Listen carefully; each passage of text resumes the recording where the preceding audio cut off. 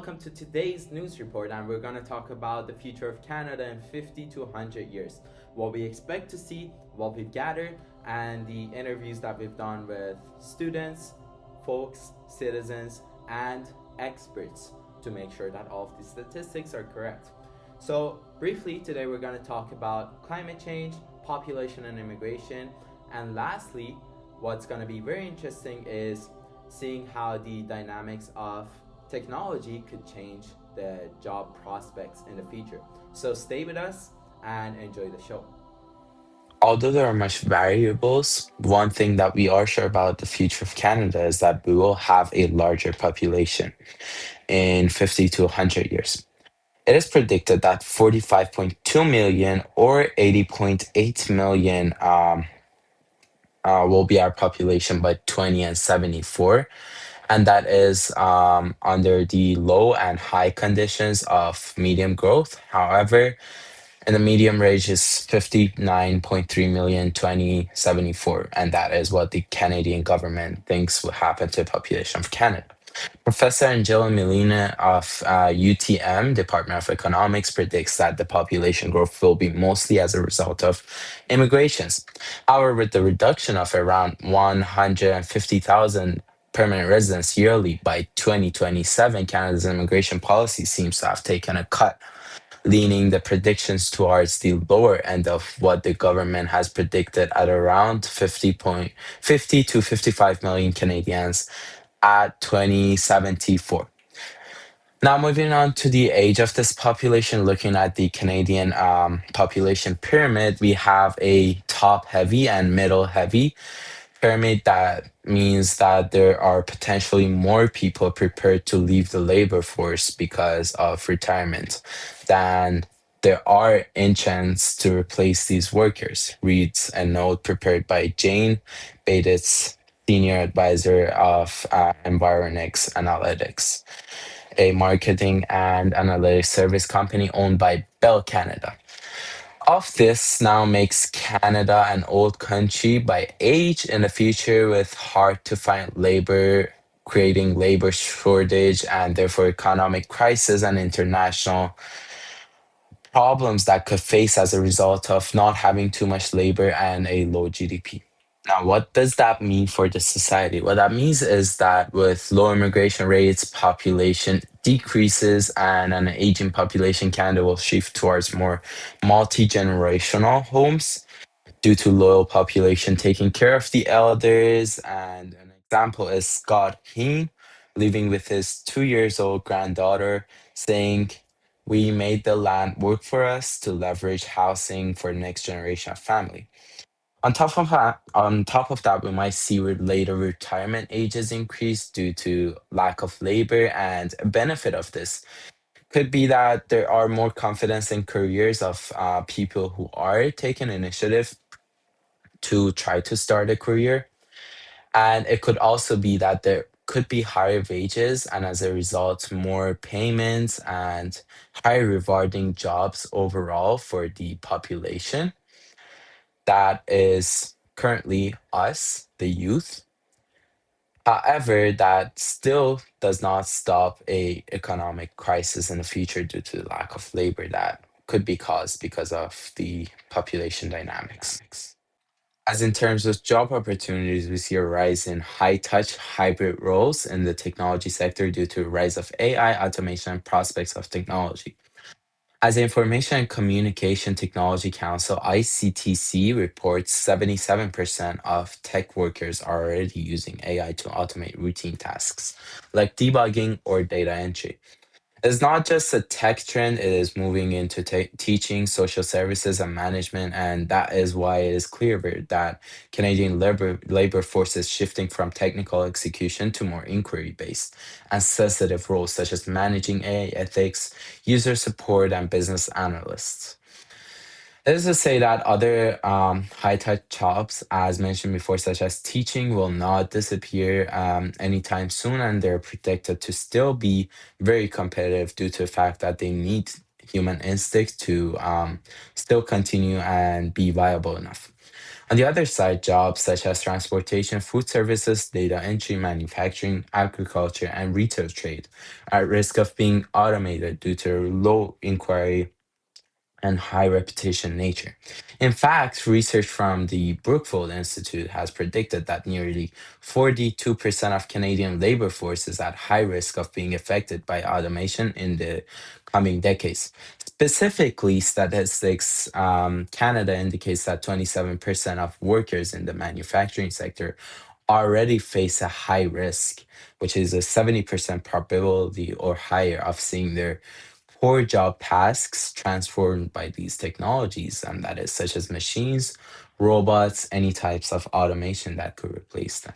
This means that for anyone who wants to be competitive, they need to lean towards more hybrid, inquiry based jobs, such as the ones dealing with distinct human capabilities. Technology assistants and healthcare AI resistant careers such as surgeons, nurses are examples. And that is again due to the Asian population. And that correlates with the last point that we've made, which is Canada will have an aging population and a top heavy pyramid. What this means for society is that your job might be replaced by AI, automation, or whatever you would call it.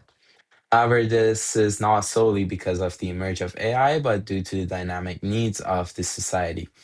This will eventually lead to more remote creative lifestyles and learning more creative inquiry based things and leaning more towards creative ideas, engineering, and healthcare based life. For example, that means a person right now who are living in a house might be living in a condo due to the economic situations.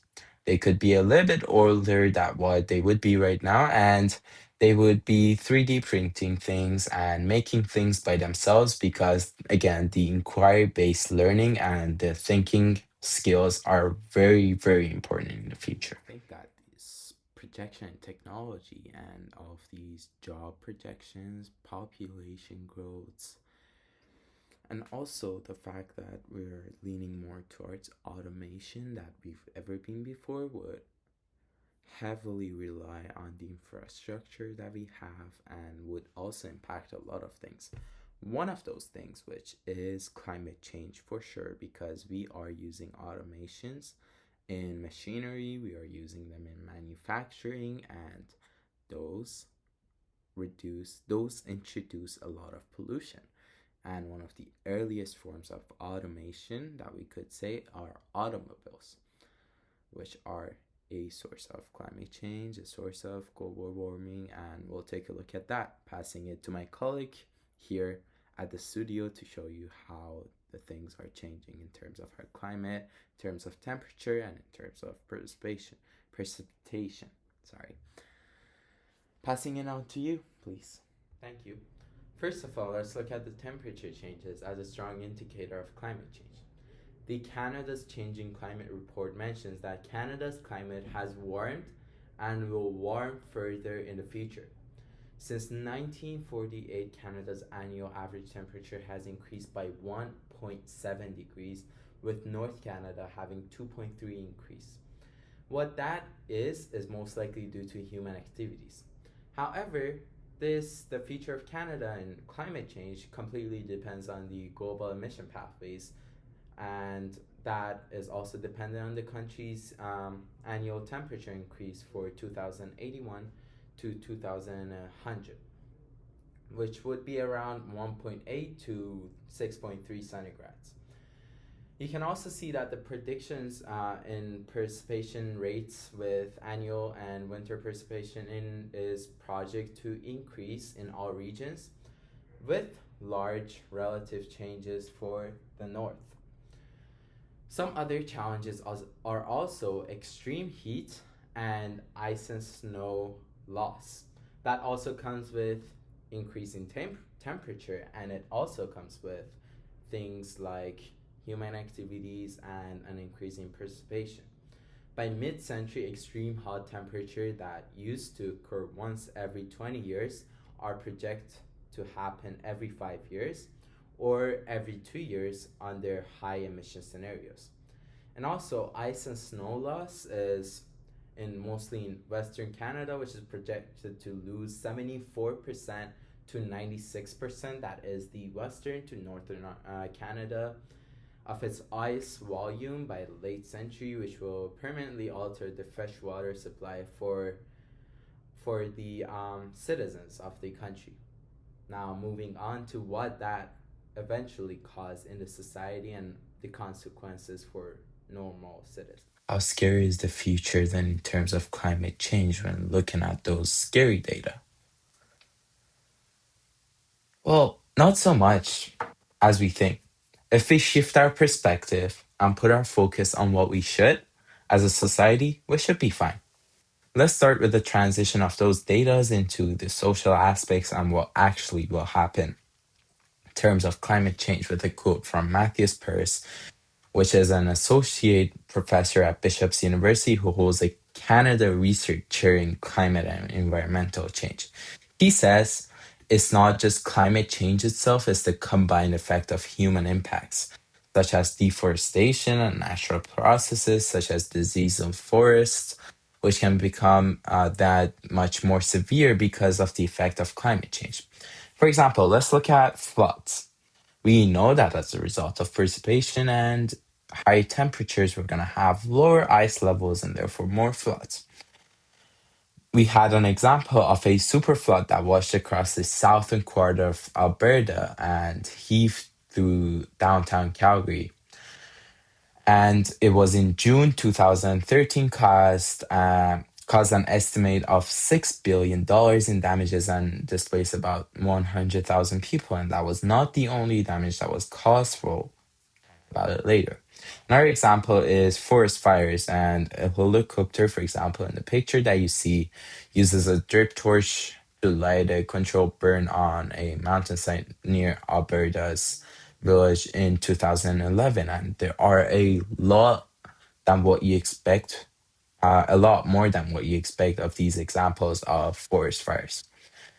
For a society, this would most likely need to lead to more natural disasters, burden of public healthcare system as there will be more stay inside advisories since the forest fires that I just mentioned contain fine particle matter traveling thousands of kilometers, leading to asthma and heart-related disease.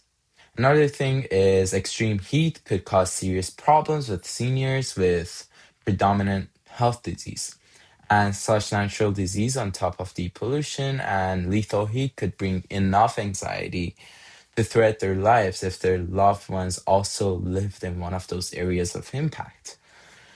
And lastly, disasters, extreme weather, and warming of the country can have hidden costs, such as the Calgary flood that I just mentioned, and an increase in insurance policies, which could be an indirect effect of what we would instinctively think, um, making the flood insurance basically impossible to afford for the residents and affecting the food supply chain as well, because again, food could not be supplied as well as it could be in normal situations in such natural disaster situations. Therefore, the supply chain, grocery stores, and the health, power, and food infrastructures need improvements to take into account for the climate change that we'll see in the future. Now, what can we do about this very scary situation that we're facing? Matthew Purse says if we act decisively now, both locally and globally, a lot can be done. It's not just a problem that's happening over there, it's happening here in Canada as well, and we can actually prevent it. If you remember, I mentioned 1.8 centigrads would be emitted and would be the yearly temperature increase in Canada if we actually take care of it, and that's the low emission rate probability. What that means is if we actually get to do what we have planned to, we should be fine. We should be changing our perspective to what really matters, and therefore have a society that leaves without the problems that we see currently with climate change. Hopefully, that will be a bright future, and if not, that will be it. Thank you. Moving on, passing the microphone to one of our colleagues who is currently interviewing one of the Newtonburg Secondary School students, Arsama Sefi, who will talk about what they think about the results that we have gathered, what they think about their own future, and what are the reflections about the Canadian future in 50 to 100 years in terms of themselves and what they think.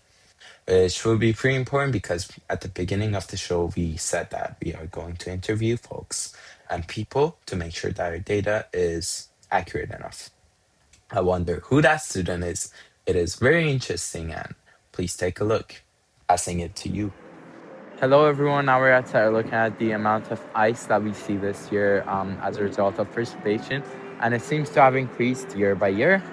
And that brings me to the point that yes, the data that we've collected is very accurate. And as I like to say that for my future, as someone who wants to get into surgery and as a youth whose their adulthood will be around 10 to 20 years later, although this might not have much impact on me, the climate change situation, it will definitely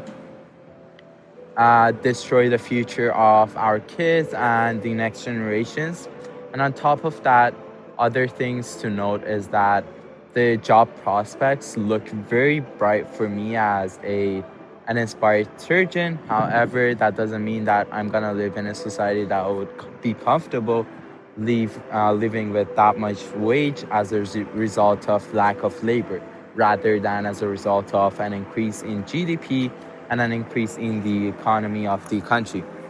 And lastly, in terms of population and immigration, I'd like to say that it's again we will have a lack of labor by the time that I'm an adult. Probably the adulthood will decrease and fade away, the what we consider as traditional adulthood.